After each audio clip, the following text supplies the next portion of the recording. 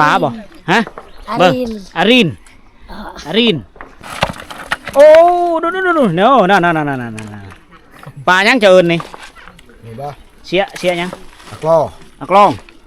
โอ้ปลากังเนาะเอิ้น แมน เฮ็ดย่อได้บ่บ่ได้ย่อเนาะไหลเอาเลยฮึบ หนัก หนักเนาะ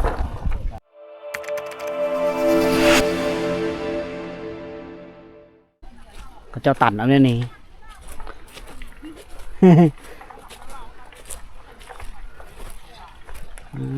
โถ่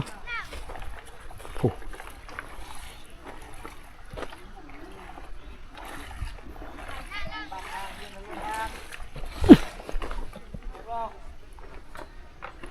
ได้ป่าบ่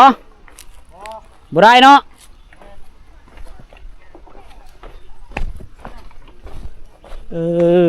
นี่วิถีชีวิตแบบเดิมๆดั้งเดิมเลยหาปูหาปลาอยู่ตามแม่น้ำลำเซ่เขามาป้านเอาในนี้ป้านแล้วปล่อยน้ำลงเบื้องหนึ่งแล้วเบื้องนั้นจะเก็บป่านี่กระพาเนี่ยเขาเจ้าเอิ้นเปาะ ถือข้าวมากินเลย อันนี้จะเป็นข้าวกระติกน้ำตุกน้ำ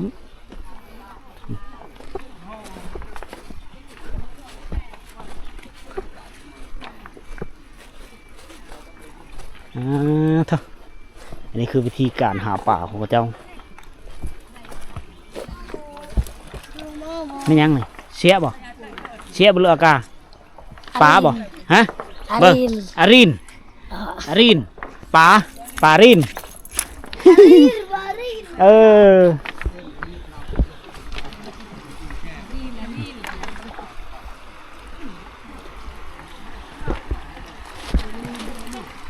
โอ้มาหาป่าเหมือนนี้เนาะได้บ่ชื่อเบิ้ลบ่ได้เนาะได้บ่หลายถือข้าวถือน้ำมากินอยู่พี่เลย วิธีบานหางเบิ่งวิธีการของเขาเจ้านะค่อยเคยไปป่าอยู่แถว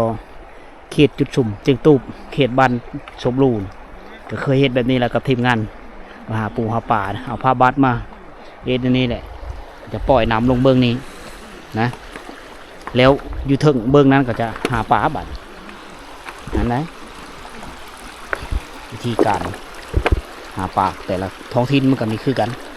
โอ้ยน้ำเย็นจ้อยๆอันนี้คือน้ำเซรามังเย็น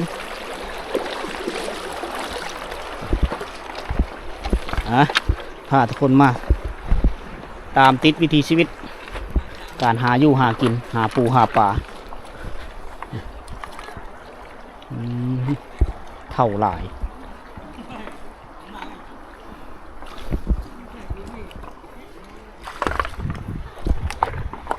มันแห้งบกคักเนาะน้ำเนาะแห้งพอดำพอดี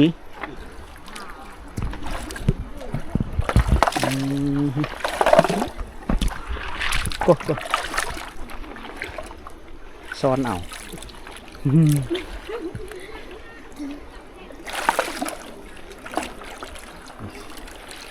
ซ้อนเอาโต้งเอาไงเอา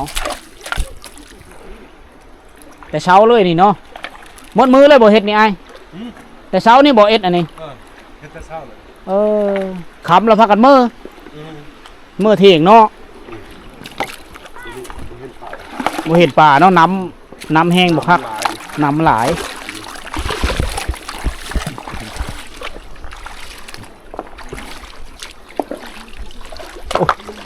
เวลาเขายางเนี่ยต้องได้คอยยางคอยไปเพราะว่า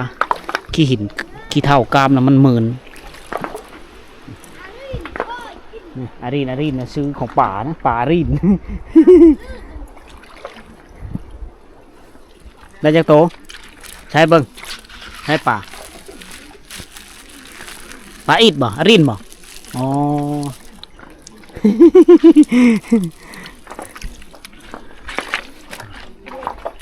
ป่าอารีน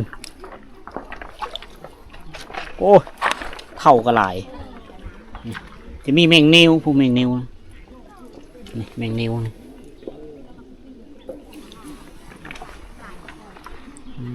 เพื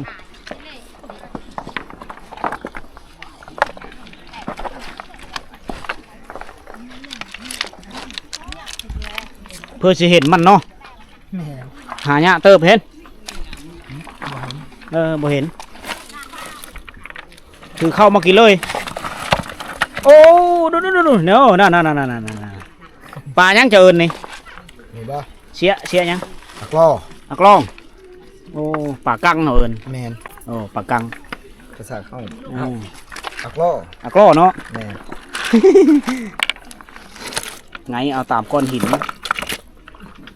หลังจากเขาหาปลาแล้วเขาจะก็ปล่อยน้ำลงมาไว้ที่เก้าเพราะว่าญาติป่าตาย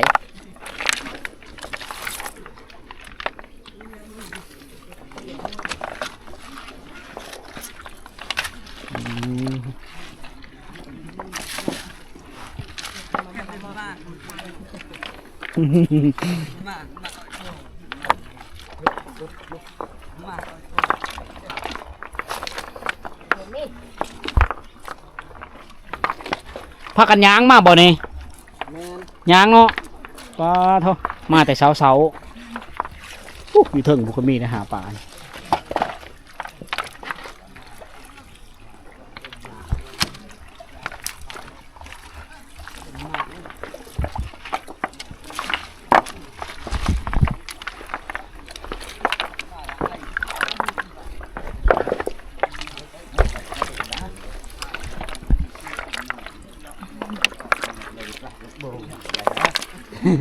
ผู้น้อยก็หาเก่งเนาะหาปลาเก่งเนาะผู้น้อยก็ เก่งมัน เอออย่ากินเนาะ มันอยากกินนะอาหารดี เห็นหากินเก่งแล้วซ้ำพ่อแม่เลย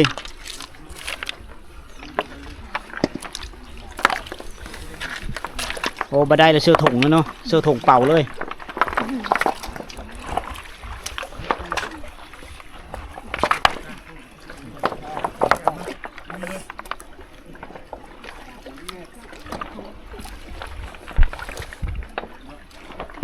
เพื่อสิจับมันได้ป่าอีดป่านี่มันโตมันจะมึนๆคล้ายๆคือเอี้ยน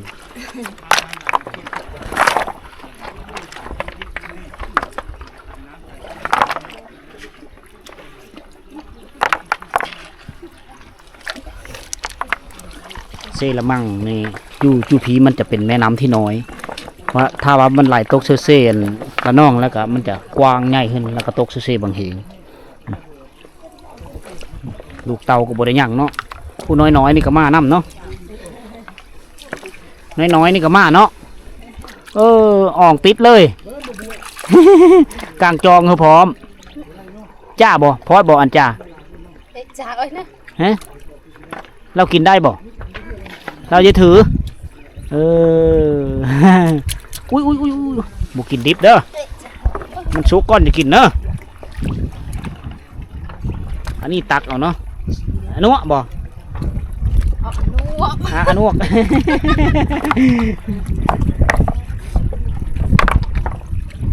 ครับนี่คือวิธีการหาปลาแบบพื้นบ้านเฮาโดยไม่ได้ใช้มองไม่ได้ใช้แหจับเอาเลยเอามือจับเอาเลยบ่มีมองบ่มีแหเนาะจับเลยเนาะเอามือจับเลยมีแต่โต้งเงานี่แหละ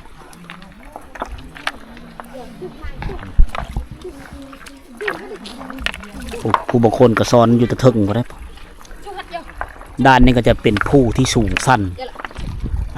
ก็เป็นบ่อนทำมาหากินของชาวบ้านในหลายปีผ่านมาอาศัยแม่น้ำเ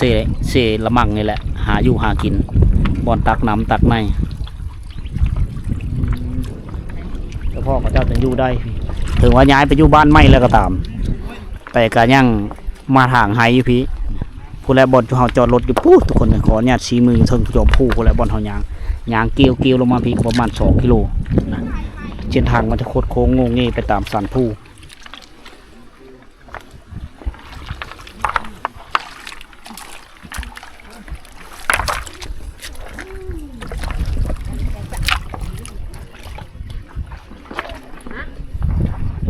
กระจ้านี่มันหน่อยนึงนี่มันหน่อยนึง ภาษาปะโก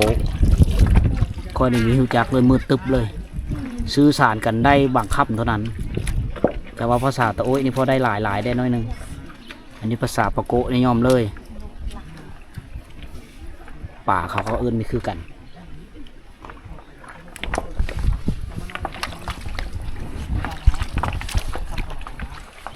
นี่คือการหาป่าพูนเบาตุกลุยนำแล้วตะเบินภาษาปะโกะกับตะโอ้ยนี่คือกันบ่แตกต่างเนาะ โอ้ผู้นี้ลูกน้อยจังเนาะลูกน้อยห้อยเหี่ยว ก้อนแก๊สเด้ ก้อนแก๊ส ก้อนแก๊ส เกี่ยว กับ เลยเนาะ มาได้ก้อนแก๊สกับมาได้ ก้อนแก๊สแก๊สก็มา อืม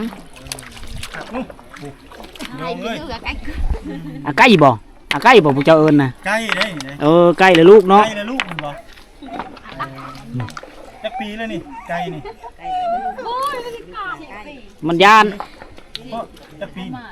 สิกะหมอ nương phi 1 ปีน่ะโอ้กินขนม หนึ่งปีละมื้อก็หม้อ ขนมอมกินบ่ขนม พี่ผู้นี้ได้ป่าแล้วนี่ ให้เนาะ ผู้เจ้าเอิญได้ป่านี่ ปลานี่ อันนี้อารีน อันนี้ อารีนเป็นซื้อของป่า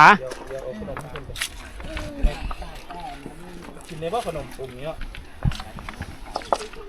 อ่ะแก้วแก้วบ่นี่แก้วบ่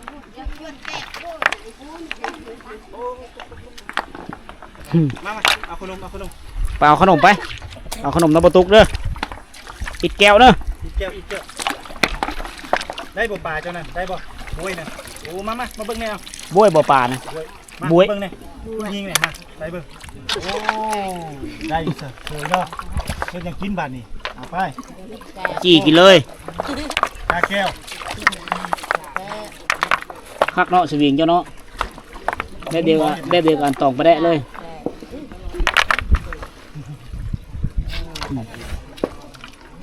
สี่ลูกพร้อมนี่เนาะบ่ต้องให้ให้ เฮ็ดย่อได้บ่บ่ได้ย่อเนาะไหลเอาเลย ลูกกองมัน อึ๊บหนักเนาะ ใส่นะ เนี่ยแม่น้ำคือสายเลือดของชาวบ้าน เปียกเหมือนสายเลือด เร่งน้ำให้นี่เปียกเหมือนตลาดของเขาเจ้า อืม ตลาดของเขาเจ้า หาอยู่หากินที่แล้วลงมาตลาดเนี่ย ตลาดในเมืองนี่ก็คือจะ มาหากุ้งหาปลาอยู่นี่แหละตลาดของเขาเลย ต นะ ลาดที่ว่าชาวบ้านไผว่างงานใด เมื่อนี้ก็ได้ดีเจอทุกคนเลยภูมิเจอไปอีกนิดนึงเฮาได้เห็นสิ่งแปลกๆนั่นก็คือบ้านห้างแล้วก็มาได้เห็นวิถีชีวิตของพี่น้องเผ่าปะโกะเฮาที่มากำลังหาปูหาปลาอยู่ตามลำแม่น้ำเซละมังอยู่ที่เขตเมืองตะโอยเขตแดนติดจอดกับเมืองสมยทุกคนถ้าเฮาไม่เดินดงด้านป่ามาไม่ได้ยางลงมาแต่ผู้ ก็ไม่ได้เห็นวิถีชีวิตไม่ได้เห็นเขาเจ้าหาอยู่หากินแบบเลยนะสายเซละมัง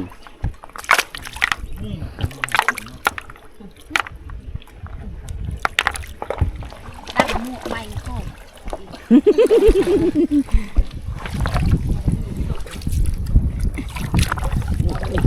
บดใหญ่แท้เนาะ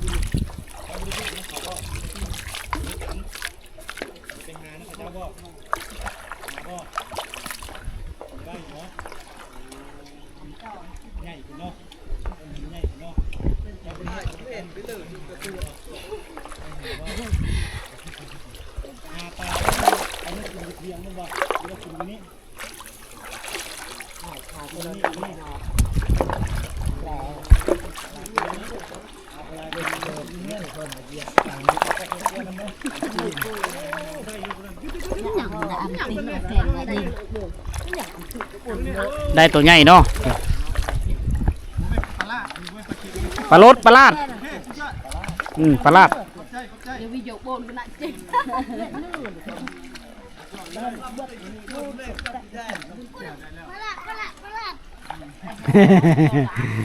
ปลาลาดปลาลด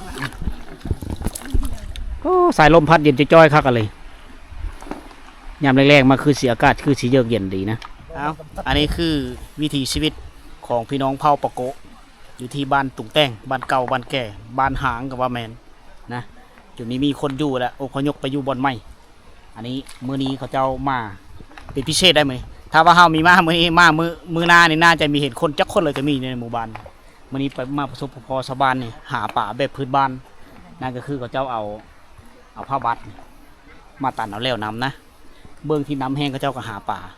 ไม่ได้ใช้มองไม่ได้ใช้สวิงจับเอามือเป้าจับเอาเลย อันนี้คือความสามารถล้วนๆที่เฮาพาทุกคนมาสัมผัสวิถีชีวิตแบบเดิมๆเลยผู้บางคนก็เอาลูกน้อยมานะครับไม่ได้ปะอันนี้คือการหากินการเอาชีวิตรอดในแต่ละมื้อมาหากินอยู่บ้านเก่าพี่ค้ำมาแหละเมนพากันยางมือกับไก่เติมไปชิบปลายลักนะประมาณ3-4 โมงแรกเขาเจ้าก็จะเดินทางกลับบ้านนะอันนี้เขาเอิ้นว่าบ้านอยู่บ้านเขาอยู่ไม่เขาเอิ้นว่าเถียงหน้าเขาเอิ้นว่าถีง นะทุกมื้อก็จะมาอยู่นี่มาหาปูหาปลาเอามือกินมือเฮ็ดกินอยู่เฮือนชุกครอบครัวกินนะเด็กเนาะส่วนหลายก็เด็กน้อยส่วนหลายก็อยู่แต่บ้านพอแหละนะบางคนก็อาจจะไม่เคยเห็นในการหาปลาแบบนี้ในเมื่อก่อนมันมีผ้าบัดเขาเจ้าก็เอาเบอร์ตอโก้ยเอาเบอร์ไม้มาตัดเอาคล้ายๆคือเฮาเฮ็ดหางกิบหางต้งอยู่บ้านเฮาแหละทุกคนอันนี้คือเป็นวิธีการหาปลาของเผ่าปะโกะเฮาอยู่ที่เมืองโต้ยแขวงสารวันเอาสำหรับวิดีโอนี้ขออำลาพาจากพ่อแม่พี่น้องไปก่อนทุกคนมันแดดร้อนแหละที่ได้เดินทางขึ้นภูพูก่อนนะไปหารถไปแล้วมีฮู้ว่าเฮาสิไปกินข้าวอยู่เฉลยโชคดีร่ำรวยเบิดทุกคนนะขอบเจอทุกคนที่ได้เข้ามาติดตาม